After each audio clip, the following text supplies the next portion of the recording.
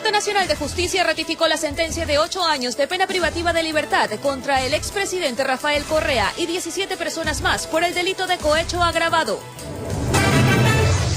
Colocan grillete electrónico al expresidente Abdalá Bucaram Ortiz, quien deberá presentarse ante la autoridad judicial todos los días, luego de ser llamado a juicio por presunto tráfico de armas y municiones. Juez de Garantías Penales, Reinaldo Ceballos, indicó que el informe médico que le llegó del Hospital Guayaquil sobre el actual estado de salud de Daniel Salcedo sugiere su intervención quirúrgica. Quito registra 10.967 casos de COVID-19 y se mantiene como la segunda ciudad del país con más contagios. Hombre fue asesinado bajo el estilo sicariato en un centro comercial de San Borondón. La policía investiga los motivos de este crimen. BIES brinda mecanismos para que deudores de préstamos hipotecarios paguen sus cuotas.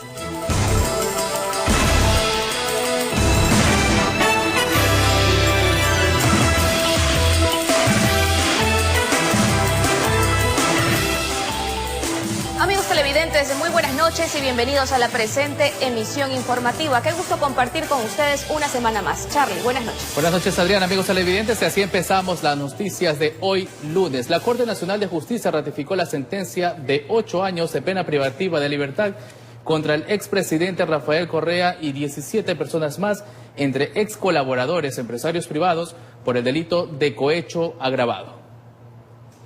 5 horas fueron suficientes para que los jueces David Hacho como ponente, Dilsa Muñoz y Wilman Terán ratifiquen la sentencia del Tribunal de Juicio del 26 de abril pasado, donde sentenciaron a 8 años de pena privativa de la libertad a Rafael Correa, Jorge Glass, Alexis Mera, Vinicio Alvarado, María de los Ángeles Duarte, Walter Solís, Viviana Bonilla y Cristian Viteri, además de 9 empresarios privados por el delito de cohecho pasivo agravado. En relación a Laura Terán se concedió una reducción de la pena de la libertad de hasta el 90%, es decir, permanecerá detenida 3 meses con 6 días. También existió cambios para el empresario Alberto H., a quien se le impuso 32 meses. Las reacciones no tardaron en llegar. Se ha ratificado una sentencia que, a criterio de esta defensa, no guarda lo más mínimo criterios de motivación, cambia absolutamente los hechos fácticos y la apreciación jurídica realizada por Fiscalía. Nuevamente con preocupación hemos visto que en la resolución del día de hoy no se ha recogido en lo que respecta a todos los argumentos de descargo que se presentaron por más de 1 hora y media de exposición en la audiencia de apelación. Asimismo, los jueces determinaron que por el principio de favorabilidad se ordena la suspensión de los derechos de ciudadanía de los sentenciados, Alexis Mera y Walter Solís, quienes apelaron, por el tiempo igual al de la condena, y ya no los 25 años como se estableció en primera instancia, situación que beneficia a todos. Por otro lado, se ordenó que se paguen $14.745.947 como reparación integral, que se divide de la siguiente forma: los autores por instigación, coautores y autores directos pagarán $778.244 y los cómplices $368.632. Nosotros, ¿qué vamos a hacer? Recurrir, como franquea la ley, a los recursos que estamos determinados para el respecto. Vamos a recurrir a la casación y pues esperamos y confiamos que la justicia finalmente analice lo que está en el proceso. No por un tema de orden mediático ni político se sentencia a personas que no tienen ninguna participación. Lo que pondría fin al juicio Sobornos 2012-2016 por el cobro de aportes privados no justificados para campañas electorales del correísmo, a cambio de contratos con el Estado ecuatoriano, informó Héctor Romero. Desde este lunes, el expresidente Abdalá Bucaram Ortiz porta un grillete electrónico y deberá presentarse ante la autoridad judicial todos los días, luego de ser llamado a juicio por presunto tráfico de armas y municiones. Bucaram afirma que la Fiscalía no tiene pruebas en su contra y su abogado anunció acciones en contra del fiscal del caso. Tomen bien, este tipo de grilletes les ponían a los esclavos. A Bucaram lo trasladaron a la penitenciaría del Litoral, pero solo para que le coloquen el grillete electrónico antes del mediodía. La semana pasada se efectuó la audiencia de llamamiento a juicio por el presunto delito de tráfico de armas y municiones. Sin embargo, afirma que no hay un solo abogado de todos los 200 abogados que hemos consultado que no acepte que esa es una acusación estúpida. Y lo más grave es que el fiscal lo reconoce, pero sin embargo escribe otra cosa. Y eso no es verdad, porque se justificó que Alfredo Adún Ciaré era el dueño de las municiones que la dejó aquí antes de la pandemia. Y fue y dio su declaración. Ahora deberán esperar que el juez Francisco Mendoza señale fecha y hora para la próxima diligencia. Quien registra el arma es el único yerno vivo en aquel momento que es del presidente Bucaram. ¿Cuál es la sorpresa? Que en el 2017, y eso es lo que la gente tiene en el proceso, quien registró el arma falleció y el permiso seguía vigente. Sobre lo que se encontró también en el allanamiento de estas cajas, porque en su momento la fiscalía están todas demostradas que pertenecían a varios empresarios. Y lo más importante es que aquí los turcos Bucaram presos, Adún preso, los turcos en mis hijos investigados, pero no hay nadie preso en Quito. ¿Nunca se inició una indagación previa en torno a esta ilícita o peculado? Conozco que hay unos procesos abiertos de indagación previa por reserva legal, no me puedo pronunciar al respecto. Sobre Daniel Salcedo, pieza clave según la Fiscalía dentro de las investigaciones por presunto peculado y delincuencia organizada en los hospitales del IES, dijo que lo conoce desde pequeño.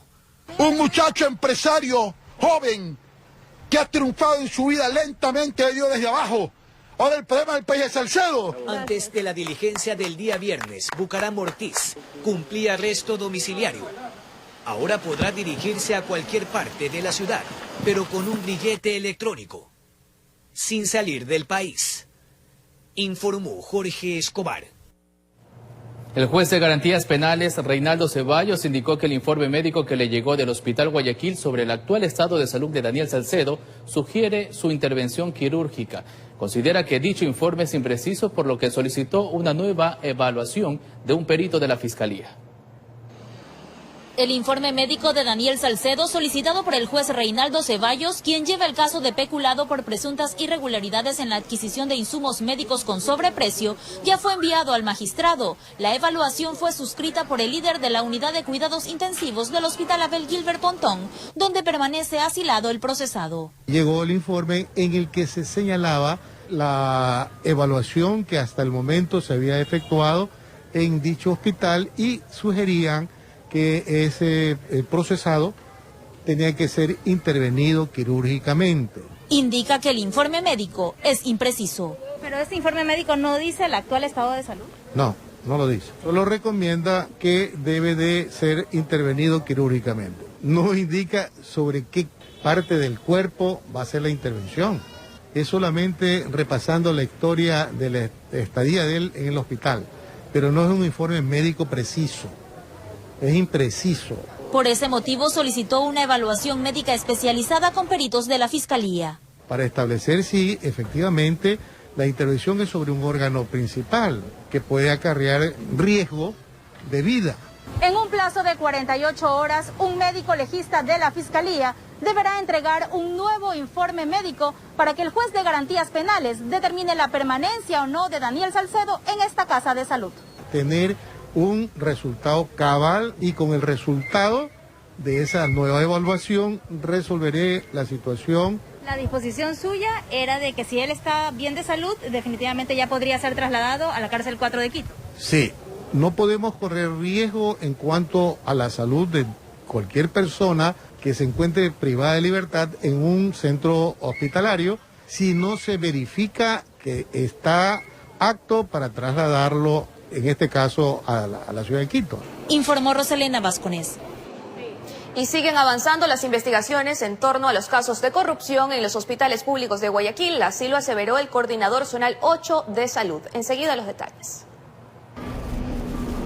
Autoridades de salud profundizan investigaciones en torno a los temas de corrupción en las distintas casas de salud de Guayaquil. La idea es dar con los funcionarios que de una u otra manera no han cumplido en los hospitales del puerto principal.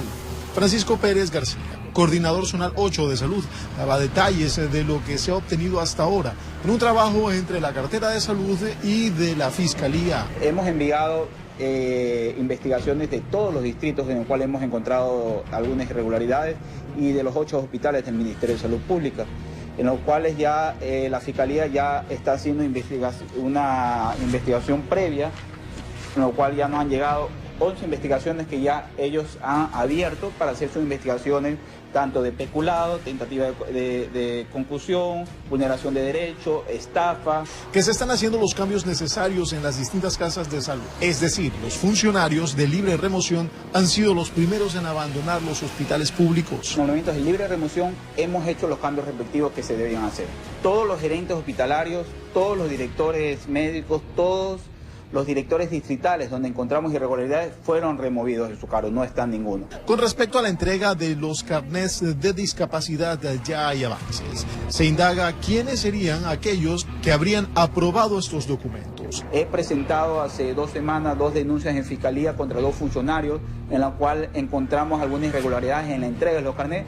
Fueron presentadas las denuncias en Fiscalía, yo las presenté personalmente, y están siendo ya investigadas esa persona. Sin embargo, también a las personas que se han beneficiado de los mismos se les hace una investigación respectiva. Hay que tener algo bien claro. La ley te dice que las personas que tienen carnet, ellos no pueden ser recalificados o no pueden ser calificados si esa persona no lo autoriza. Si nosotros éramos ahí que hay algunos certificados que no son verdaderos o certificados adulterados, por ese lado podemos ingresar. Informó Julio César Saola. El primer mandatario, Lenín Moreno, mantuvo una reunión con parte de su gabinete en Guayaquil. Junto a él estuvo el presidente del directorio del IES, Jorge Guatec, también la ministra de Gobierno, María Paula Romo, entre otros ministros, tanto de manera presencial como virtual. La vicepresidenta de la República, María Alejandra Muñoz, también participó de la cita en la que trataron varios temas de interés nacional. Esta es la primera mesa de trabajo que mantiene Muñoz en el cargo de segunda mandataria.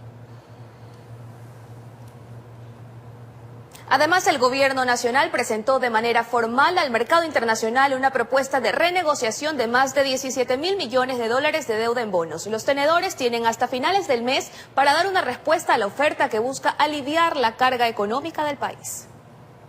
La propuesta del gobierno ecuatoriano busca intercambiar 10 bonos globales por 4 nuevos bonos, que en total representan 17.375 millones de dólares. Según el comunicado emitido por el Ministerio de Finanzas, se busca hacer una reestructuración de esta deuda con mejores condiciones de financiamiento. Por ejemplo, reducir 1.540 millones del capital de la deuda vigente, disminuir la tasa de interés promedio de 9.2% a 5.3% y duplicar el plazo de pago, que en promedio eran 6 años. Ahora se proponen que sean 12 años. También extender el periodo de gracia, 5 años en el capital y 2 años del interés. A decir del economista María Herrera, esta propuesta, en efecto, representaría un alivio para la economía. De hecho, va a ser un alivio para cualquier gobierno que venga, porque las obligaciones o pasivos del Ecuador van a ser extendidos a muchos más años. De acuerdo al gobierno ecuatoriano, alcanzar este acuerdo con los tenedores permitirá que más recursos sean destinados al manejo de la crisis sanitaria. Para que esto sea efectivo, el país necesita la aceptación del 50% de los tenedores sobre el capital de cada bono y del 66% sobre el monto agregado de 9 bonos globales. El bono de 2024 requiere un 75%. De acuerdo a la experta, la propuesta podría ser acogida, pues los acreedores también se beneficiarían, y lo explica así. Los bonos ecuatorianos, por las condiciones y características que vive el Ecuador actualmente, en el mercado se han deteriorado su valor. Entonces estaría hablando que el precio de mercado de los bonos ecuatorianos tiene un descuento del 60%. Al hacer la negociación, el descuento mejora para los bonistas. Es decir, solamente ellos perderían un 52.4% de lo que se menciona. El gobierno informó que en los términos propuestos recibió un respaldo del 53% de los tenedores. Hasta el 31 de julio tendrá una respuesta formal. El Fondo Monetario Internacional, aunque ajeno a este proceso, mostró su apoyo a la propuesta ecuatoriana. Informó Carolina Basante. Decenas de maestros salieron a las calles de Guayaquil para exigir el pago de sus haberes atrasados. Afirman que desde hace 3 meses no les cancelan y piden ser restituidos en sus puestos de trabajo, pues señalan que fueron separados en plena pandemia. Se venden mascarillas 2.50 de la UNE. Fue separado del magisterio ecuatoriano y por tal razón no le quedó otra opción que vender mascarillas en las calles de Guayaquil. Luis Rocafuerte llevaba 3 años como docente y el pasado 19 de junio recibió una notificación donde le comunicaban que su contrato había terminado. La desvinculación marcaba de que el Estado no tenía el presupuesto para mantenerme en mis funciones. La verdad, ahorita me ha marcado a punta de venir a presionar por mis derechos y de un pequeño emprendimiento que estoy realizando, porque trabajo ahorita no hay. Así como él, son cerca de 3.000 educadores de la provincia del Guayas que se encuentran sin trabajo. Fuera un nombramiento provisional. Esto quiere decir que estos maestros concursaron en los quiero ser maestros del 1 al 6. Fueran elegibles y no se le ha respetado la elegibilidad. Ellos apostaron en la Plaza Rocafuerte, en pleno centro de la ciudad. Aquí hicieron un plantón con banderines de la Unión Nacional de Educadores, pidiendo ser escuchados. Y hasta ahora que ya estamos julio, son 3 meses que los maestros están sin poder llevar un pan a la casa. Existieron maestros que simularon crucificarse. Nos hemos endeudado comprando una computadora o comprando un teléfono para poder estar sintonizados con la actividad diaria con nuestros estudiantes. Este grupo de maestros desvinculados hicieron una solicitud a la Defensoría del Pueblo del Guayas para que sea este ente que interceda ante las autoridades. Acudimos a esta dependencia para que de manera inmediata se inicie un proceso de investigación, se resuelva y se determine el reintegro de todos los maestros desvinculados y de manera particular a los maestros, las maestras en estado de vulnerabilidad. El plantón concluyó con 1 minuto de silencio para recordar a sus compañeros que murieron durante los primeros meses de pandemia en la ciudad de Guayaquil, informó Carlos Julio Gurumendi.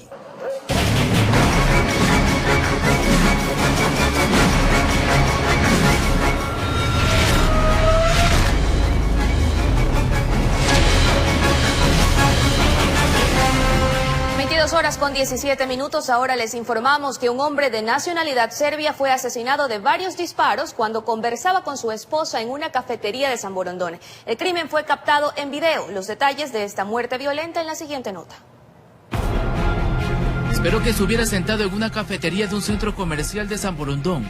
Portaba una mascarilla y un arma de fuego en la mano. Trotó hacia la mesa donde estaba. Y así este sujeto le disparó por reiteradas ocasiones a quemarropa. El crimen fue captado por cámaras de vigilancia del lugar, en el que se observa que el asesino solo estaba esperando el momento oportuno para atentar contra la vida de ese ciudadano de nacionalidad serbia. 3 impactos de bala de manera frontal, de una forma frontal, con un arma, en este caso con un tipo revólver, bien planificado, porque es un arma que no deja ningún indicio en el lugar, en la escena del delito. Y están trabajando ahorita todas las unidades para determinar en este caso la motivación y lograr ubicar al causante de este asesinato. Junto al extranjero se encontraba su esposa, que al escuchar los disparos, al igual que otros clientes, se lanzaron al piso. El sujeto armado huyó junto a otra persona que lo estaba esperando en una motocicleta en el exterior de este centro comercial, que un comunicado indicó que esto se registró aproximadamente a las 18 horas con 30 minutos. Además que las autoridades respondieron de manera inmediata, asegurando la zona, y que la administración colaborará de manera permanente y diligente con la investigación oficial. Tenía cédula ecuatoriana que ya reside algún tiempo aquí en el país. Definitivamente esta muerte está vinculada al crimen organizado, la delincuencia organizada, y más me atrevo a decir que podría en todo caso tener alguna relación con narcotráfico. La víctima fue identificada como Sasa Spasic, de 56 años. Su pareja fue testigo del ataque de ese sujeto peligroso. Personal de criminalística realizó el levantamiento del cadáver, informó Charlie Pisa. Y mucha atención, personal de la Escuela de Infantería Aérea impidió el asalto de un bus en el norte de Guayaquil. El hecho ocurrió luego que el conductor entrara a las instalaciones militares para evitar este hecho ilícito. De inmediato, los uniformados tomaron procedimiento y evitaron también este robo y neutralizaron a cada uno de los delincuentes. En el piso quedaron estos 7 malandrines, luego de ser neutralizados por el personal de Infantería Aérea. La acción tuvo lugar tras detectar que los antisociales intentaban robar en un bus frente a las instalaciones militares. Y reaccionamos inmediatamente a este incidente que, gracias a la rápida intervención del personal que se encontraba de guardia, no pudo perpetrarse el delito. El chofer de la unidad de transporte contribuyó para que los delincuentes no cometan sus fechorías, pues ingresó a la garita de la escuela alertando a los militares que tomaron el debido procedimiento. El personal inmediatamente que se encontraba de guardia toma procedimiento y aprende a los sospechosos hasta ponerlos a recaudo de la Policía Nacional. Entre la evidencia se encontró armas blancas. Asimismo, 3 de los implicados serían menores de edad, por lo que están bajo la custodia de la policía. Más de 450 bloques de estupefacientes fueron decomisados por la Policía Antinarcóticos dentro de un camión en la vía Daule-Petrillo, esto en la provincia del Guayas.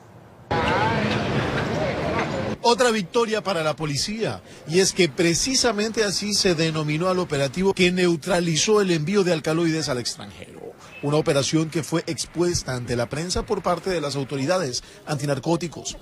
La unidad de investigaciones antinarcóticos UIAN ejecutó la operación Victoria 596 en la provincia del Guayas, sector Petrillo Daule. Se logra ubicar un brazo de una estructura narcodelictiva, la cual estaría enviando grandes cantidades de alcaloide a Europa y Centroamérica en la modalidad de gancho ciego. Según la policía, dentro del camión con doble fondo se transportaba más de 450 bloques con alcaloides. Y en total son 3 personas detenidas en esta acción. Se logró ubicar este camión que transportaba 460 bloques de sustancias sujetas a fiscalización que luego de la prueba de campo dieron positivo para cocaína, que da un total de 523 kilogramos de clorhidrato de cocaína, 2 vehículos, el camión y este vehículo Spark color rojo y 3 detenidos, los 2 ecuatorianos y un ciudadano de nacionalidad extranjera colombiana. De ahí que tratan de determinar si los sospechosos tendrían conexión con demás organizaciones dedicadas a este tipo de delitos. La droga fue interceptada en el sector de Petrillo, ya ingresando a Guayaquil. Presumimos que esta droga viene desde el norte del país. Informó Julio César Saona.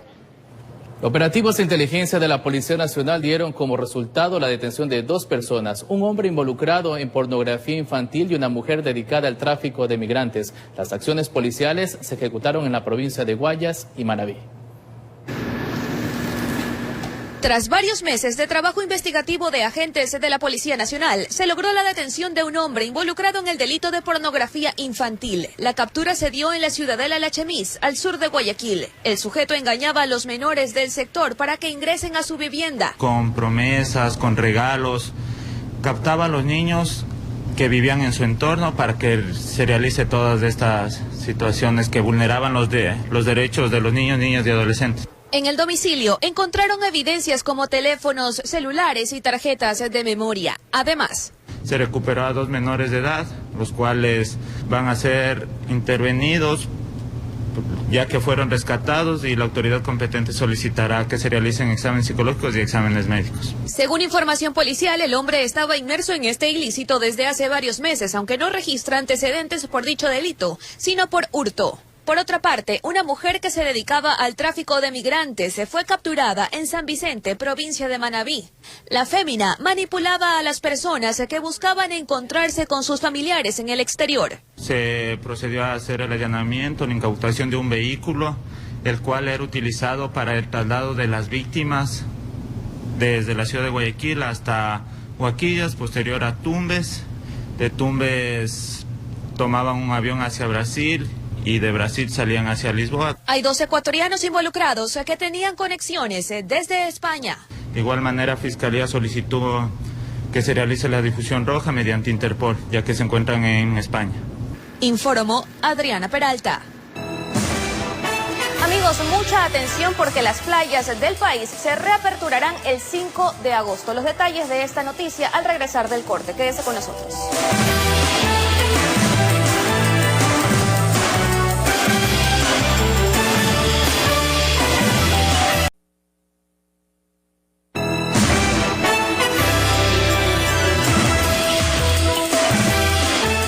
Horas con 29 minutos, continuamos informando. El COE Nacional dio a conocer las nuevas resoluciones, entre ellas la apertura de las playas en el país, y esta es para el 5 de agosto. Desde las redes sociales de Rommel Salazar, director general del Servicio Nacional de Gestión de Riesgos y Emergencia, daba a conocer lo que se dio en la sesión del COE Nacional de este lunes, en donde resolvieron lo siguiente. 1. Emitir una prórroga para la aplicación de pruebas COVID-19 en el lugar de origen de los vuelos entre las ciudades de Quito y Guayaquil por un mes más. Seguido también aseguraban que hemos aprobado los lineamientos para el ingreso de turistas a la provincia de Galápagos, presentado por el Consejo de Gobierno de Galápagos, el Ministerio de Turismo y el Ministerio de Salud. Habrá un corredor turístico seguro para las Islas Galápagos desde este 1 de agosto. Y para terminar, finalmente hemos postergado la apertura de playas con fecha tentativa de 5 de agosto hasta nueva evaluación. La seguridad y salud de la ciudadanía es nuestra prioridad. Mientras que los representantes de los cantones Salinas y Santa Elena manifestaron que no se permitirá el ingreso de turistas a los balnearios hasta que la situación de la pandemia esté controlada. El COE Nacional postergó para el 5 de agosto la apertura de las playas. Existía un plan piloto para algunas. Sin embargo, en la provincia de Santa Elena, los representantes de los cantones no iban a abrir las playas. En Santa Elena, por ejemplo, los balnearios de Ayangue y Montañita eran los lugares que estaban dentro del plan para la apertura. Creemos prudentemente que no es el momento adecuado como para poder reaperturar las playas y en este caso cambiar de un color a otro. En todo caso, este miércoles 22 de julio que estaban previstas la reapertura de estas dos playas que estaban en un plan piloto, no creo que sea lo más prudente y no se va a realizar. En el cantón Salinas, el burgomaestre señala que ellos están listos para la apertura. Toda la reglamentación, protocolo, horario, depende del COE Nacional. Igual, nosotros como apertura de playas, nosotros no estamos en el paquete de apertura, creo que son 9 playas en todo el país. Las personas que se dedican al comercio informal piden a las autoridades la apertura de las playas. Nosotros ya tenemos 5 meses que no ganamos lo que un centavo y ya queremos que se abran las playas para poder hacer más que sea algo porque le estamos comiendo la camisa, compañero.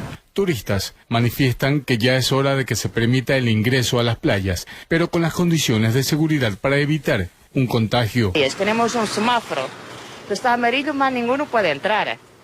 Y las personas están usando, en algunas playas, las que son más largas, están usando drones para control, pero el control no es un control, una cosa fea, es por seguridad.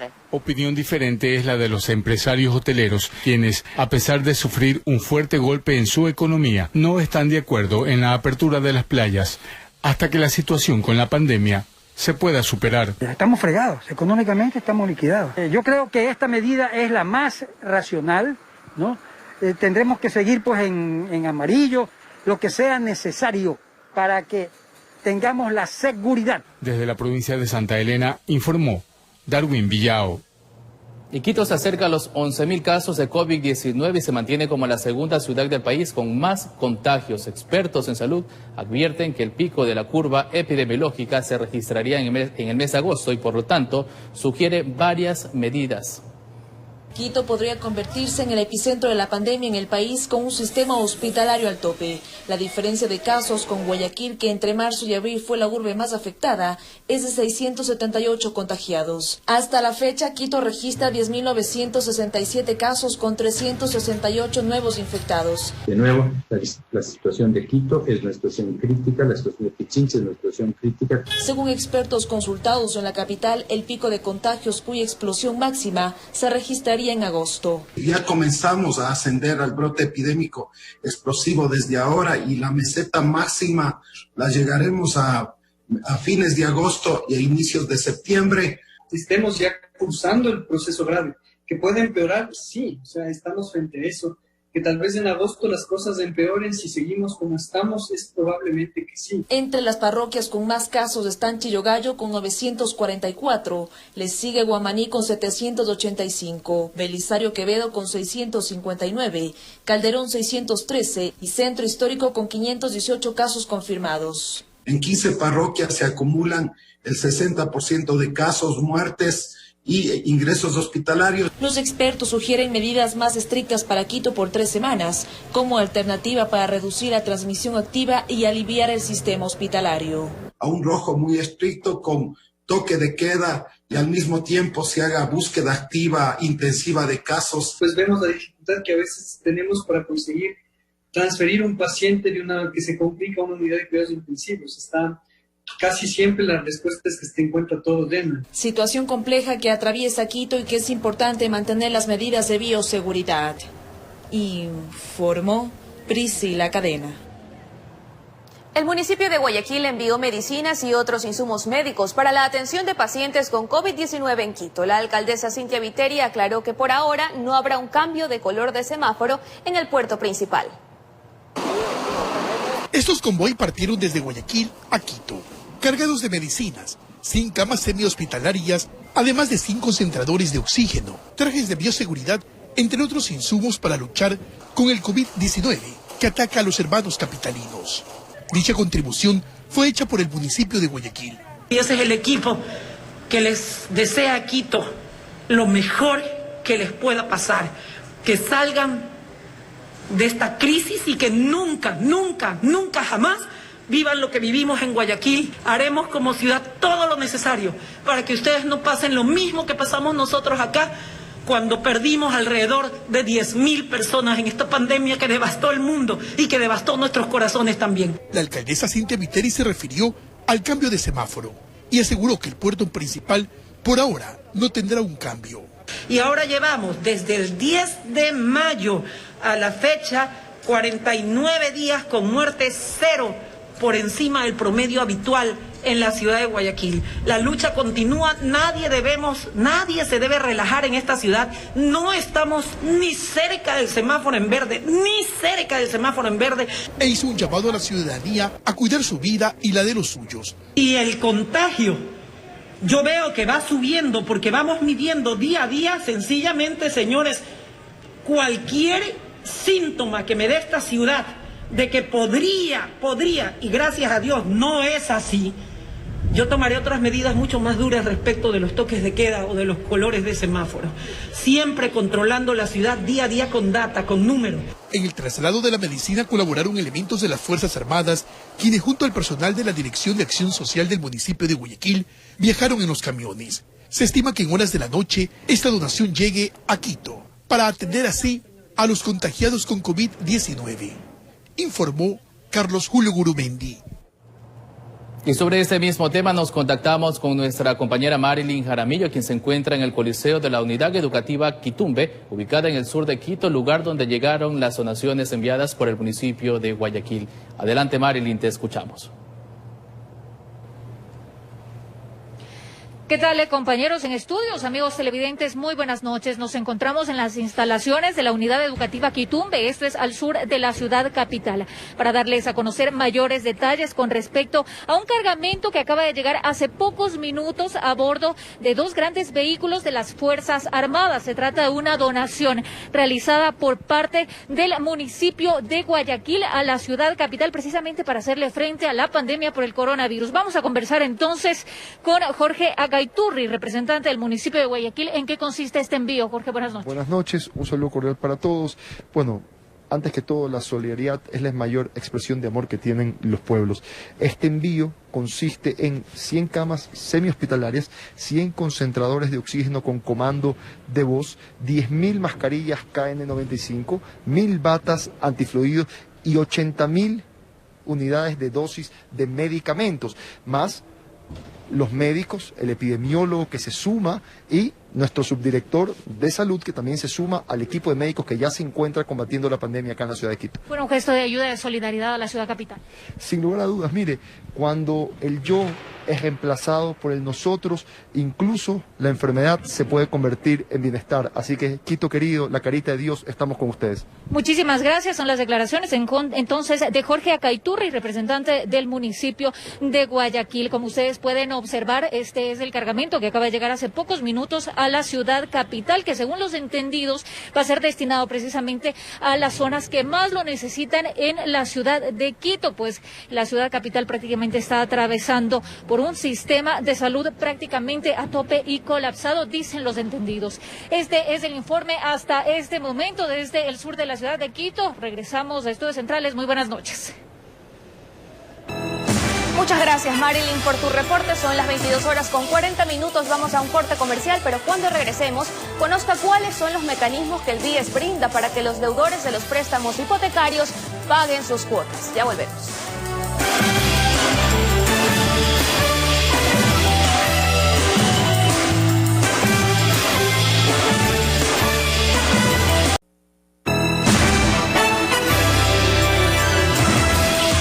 (22:45). Gracias por continuar en nuestra sintonía. En medio de la pandemia del COVID-19 y su efecto devastador no solo en la salud, sino en la economía de las naciones, son varios los ciudadanos a los que a propósito de la pérdida de empleo buscan una solución a las deudas hipotecarias que mantienen con el BIES. En la siguiente nota les contamos varias de las alternativas para sobrellevar esta situación. Persona que ingresa. El hombre que ve en pantalla es Ernesto Machado. Este nos cuenta que al perder su empleo, la situación para pagar el crédito hipotecario que tiene con el BIES se complicó. Sin embargo, cuando su esposa también se quedó sin trabajo, todo se volvió más difícil. No tenemos ese beneficio de que va a haber una ampliación de plazo, ni mucho menos. Esto entre otras cosas porque asegura que aquellos beneficios aplican para afiliados activos y no cesantes. En lo particular espera que puedan ayudarles desde la institución, pues la cuota conjunta que pagaba con su esposa sobrepasa los $700, cantidad que sin ingresos mensuales es imposible cumplir. No es que no queramos pagar, queremos pagar, pero que nos den unas facilidades de pago, ciertas. No podemos, no estamos en capacidad de pagar este instante, como le digo, cantidades que no vamos a conseguir porque no hay empleo. Pero en lo que tiene que ver con créditos hipotecarios, el BIES ha buscado mecanismos para que los usuarios puedan cancelar sus valores. Una de ellas es la generación de la planilla para que de manera voluntaria el deudor cancele cada mes su cuota. Genera su planilla en forma individual y automáticamente va a pagar a través del sistema financiero. ¿Así esta persona ya no sea afiliada? Sí, porque el préstamo siempre hemos dado al usuario final. Entonces, él es el responsable. Esto, sin embargo, tiene que ver cuando usted ya tiene un crédito hipotecario. Ahora la situación cambia cuando el crédito estaba en trámite y le bajaron el salario. Ahí el BIES hace un análisis previo para que el afiliado no quede sobreendeudado. Porque en muchos casos la reducción es tan grande que alcanza para cubrir las necesidades de subsistencia. Entonces, la política del BIES es no sobreendeudar a nuestros afiliados. También desde el BIES se pide comprensión en el tiempo promedio de ejecución de trámites, pues debido a la emergencia, procesos logísticos quedaron retrasados. Informó Javier Rosero. Así finalizamos la emisión estelar. Buenas noches. Gracias por habernos acompañado. Una buena noche. Yugi, yugi.